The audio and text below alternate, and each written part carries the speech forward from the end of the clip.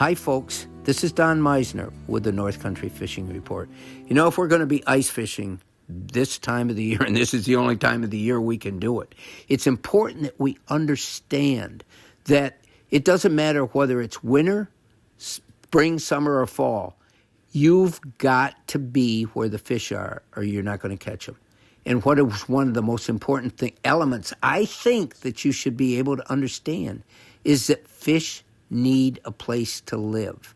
And when I'm talking about living, where they can find comfort, where they can find safety, where they can find food, it's not an easy time in the winter. They're cold-blooded beings, and they're not nearly as comfortable. They can't move as well. Their bodies are almost frozen up. And so it's important that we know where to go when we're ice fishing. And I think one of the biggest things to realize is that weeds can become a fish magnet. Fish love to be in the weeds, and it does all the things that I just said. Plus, it provides a place where they can eat, where they can survive by being able to take in the food that they need. And there's a lot of different foods that live in the weeds, from little tiny things to bigger things. But it's important that you be able to realize where there's weedy cover. Fish need structure.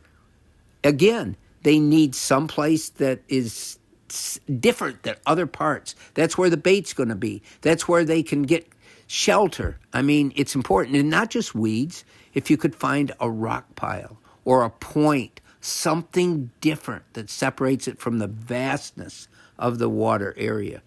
And so if you're going to ice fish this year, it's important that you realize those things. You know, shallow water.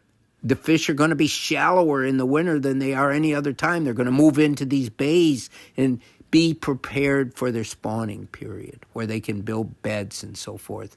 So even if the water's shallow, if there's cover, that's a word we used to use years and years ago, and then it became known as structure and so forth. But if there's the right elements for them to live, if the weeds are, and you don't want old dead weeds from the year before, that can be just absolutely the worst. But if you can find areas, the weeds will be green, and they'll provide them with all the things that I said. So try to find weeds. And it's easier to find them now if you're not familiar with a bay or so forth. With the graphs and the cameras that we have, you can see what's down there. Until next time, folks, this is Don Meissner with the North Country Fishing Report.